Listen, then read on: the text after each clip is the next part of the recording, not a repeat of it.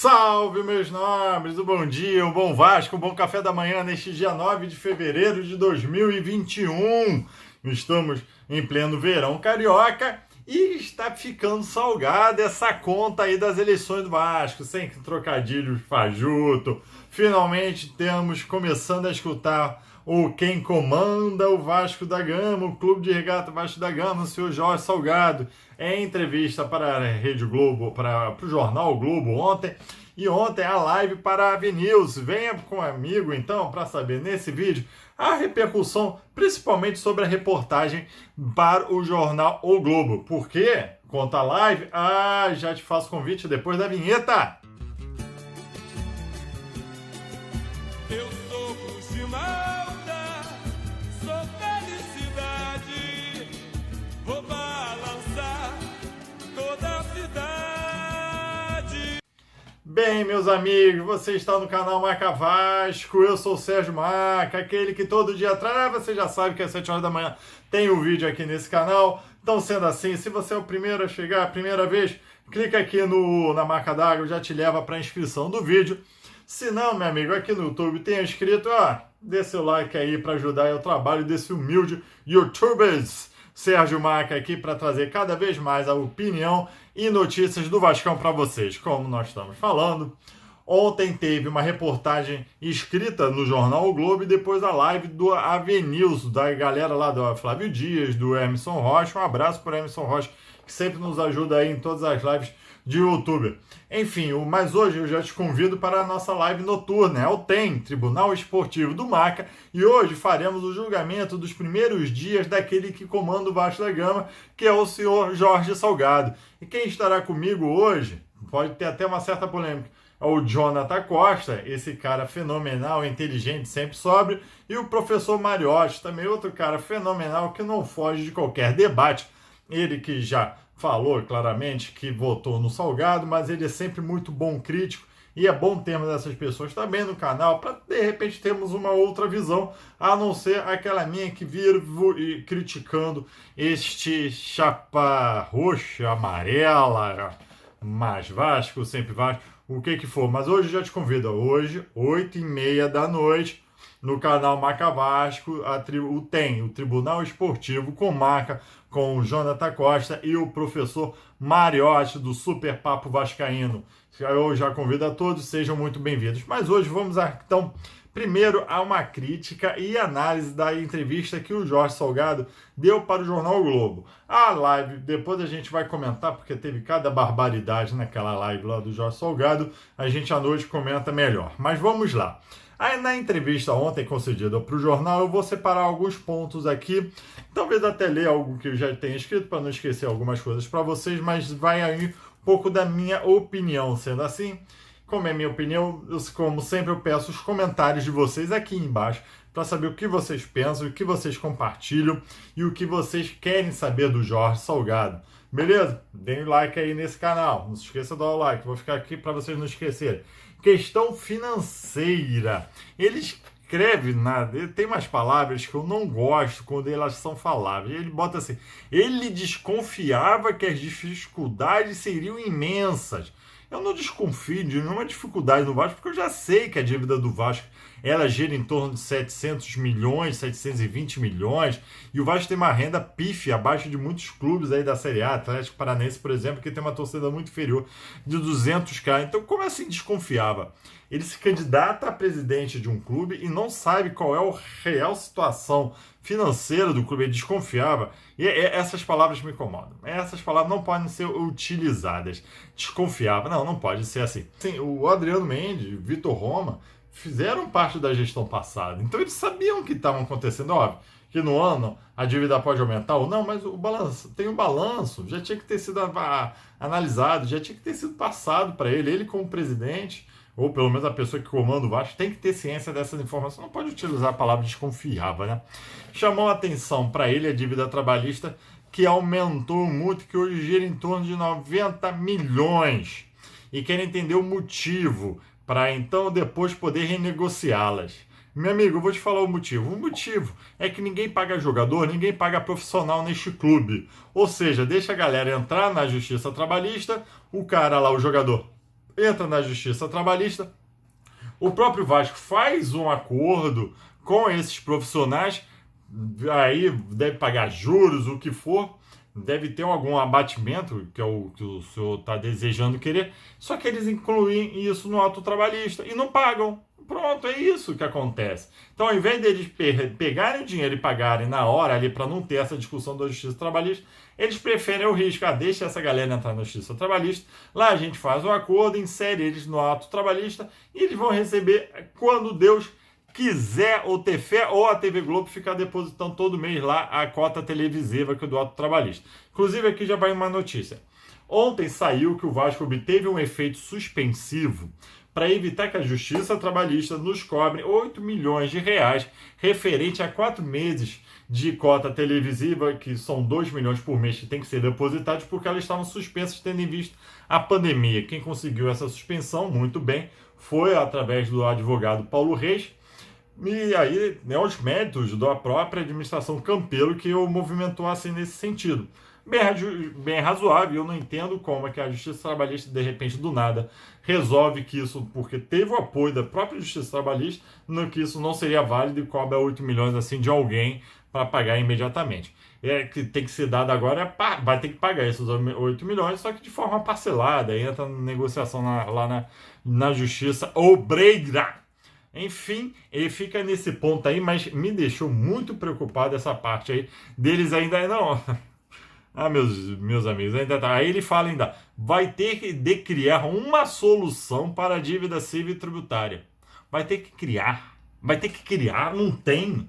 Foi eleito, vocês quiseram estar lá, batalharam para estar lá, entraram, gastaram dinheiros horrores de honorários advocatícios e agora vão ter que criar uma solução. Vocês não têm essa solução, vocês não imaginam com essa solução. Agora que vocês vão ter... Então, essas palavras que me preocupam, essas palavras que assim, vai ter que criar uma solução depois de 17 dias de estar lá no Vasco.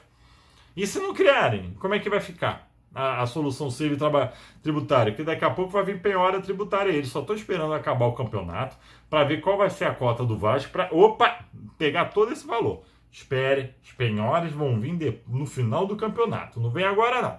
Aí na live ele fala, que aí eu tenho que chamar a atenção nisso, que tem que dar prioridade para as pessoas físicas que ficam batendo na porta do Vasco, que um dia eles pagaram, inclusive ele, né? Aí tá defendendo dele, que absurdo que o cara fala, que tá defendendo dele, que as pessoas que um dia ajudaram o Vasco com empréstimo, ficam batendo o Vasco para pagar, e essas pessoas físicas terão prioridade para o primeiro dinheiro aporte que vier.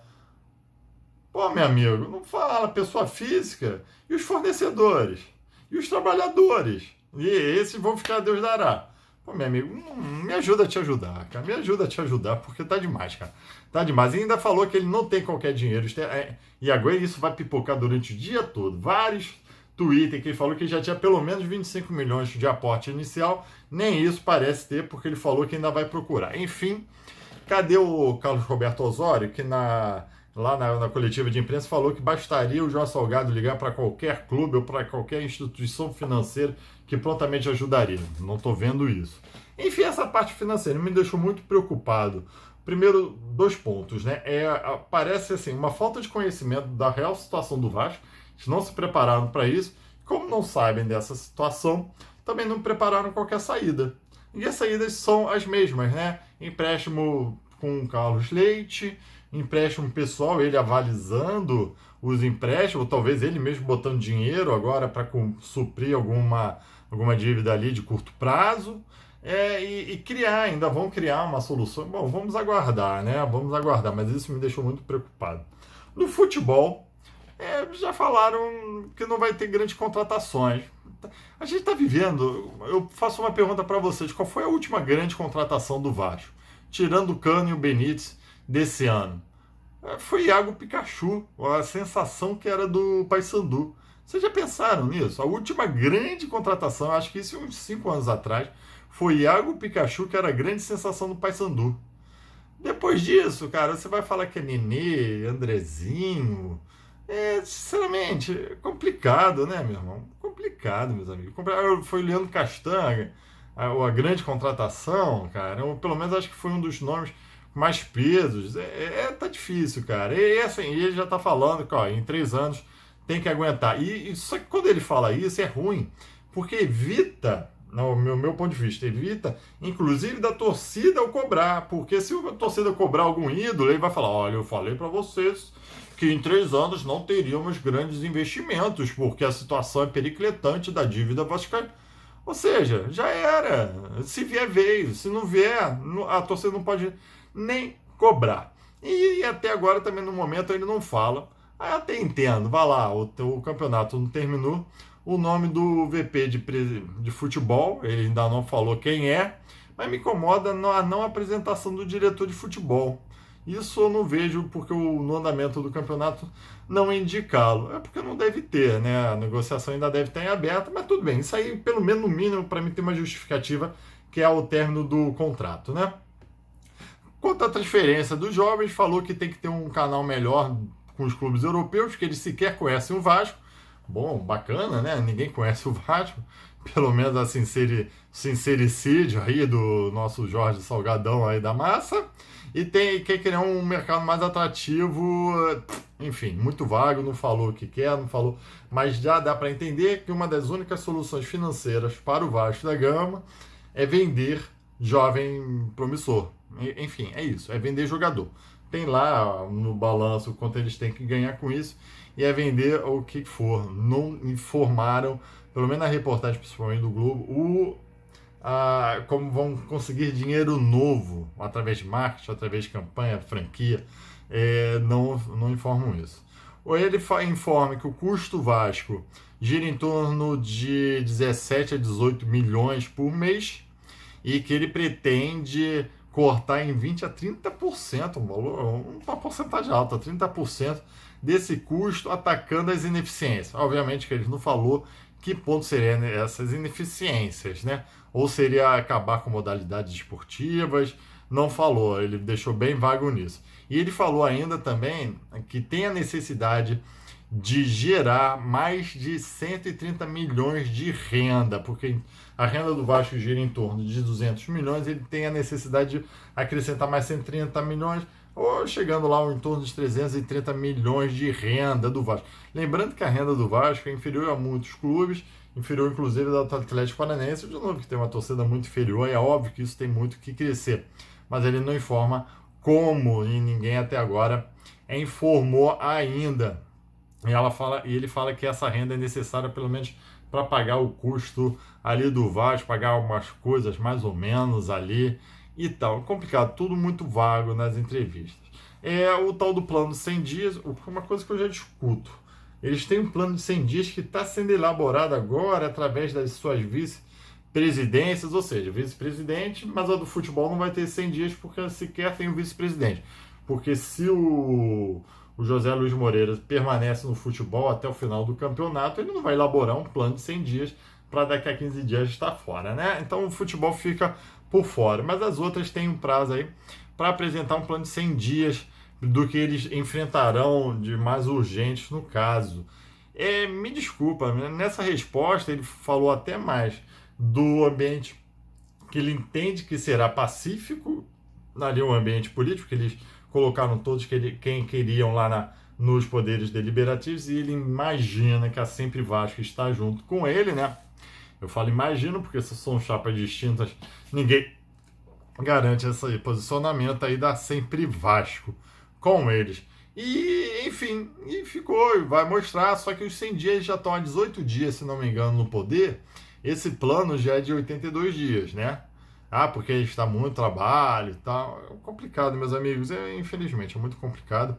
Não vejo, a princípio, de novo, eu vi umas partes da live, já vi, vou rever para hoje à noite. E já é outra reportagem dele. Eu vejo isso tudo muito vago, muita promessa. Não é nem promessa, porque eles não estão falando que vão fazer. Eles só botam uma situação sempre de dificuldade no Vasco e de que vão criar uma solução. Isso muito me preocupa, porque para mim eles já deveriam estar com essa solução mostradas aí para começar a trabalhar no Vasco, porque o Vasco urge.